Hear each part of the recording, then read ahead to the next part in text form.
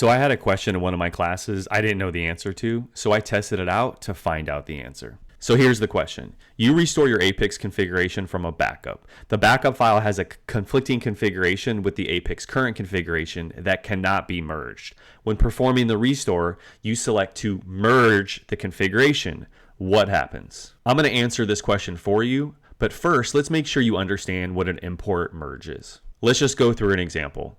Let's say you create tenant 1 on the APIC.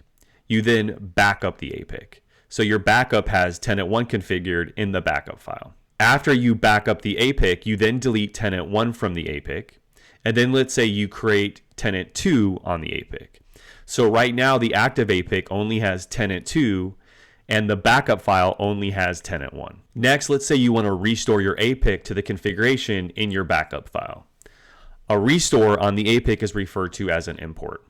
One option you can select when doing an import is merge. And if I select merge, that means when I do the restore or the import, the configuration on the APIC should merge with the configuration in the backup file. So after you do a restore by an import merge, both tenant 1 and tenant 2 would then reside on the APIC. That's because tenant 1 resided in the backup file and tenant 2 was currently running and configured on the APIC, and those configurations were merged together. Now that we understand what an import merge is, let's go back to a slightly different scenario. So my current APIC has the APIC configured on it. The APIC is bound to interface 1.3 and is using incap VLAN 1.2.3.4. I also have a backup of the APIC, but in the backup file, it has the APIC bound to interface 1.3, but it's using a different VLAN, incap VLAN 12.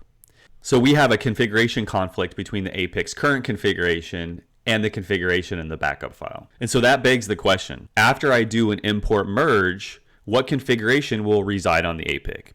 Will the APIC use the configuration in the backup file? So will it use VLAN 12 as the incap VLAN? Or will it use the configuration from the APIC? So will it use VLAN 1.2.3.4 as the incap VLAN? So I tested it out, and after the import merge, the configuration in the backup file took priority over the configuration on the APIC.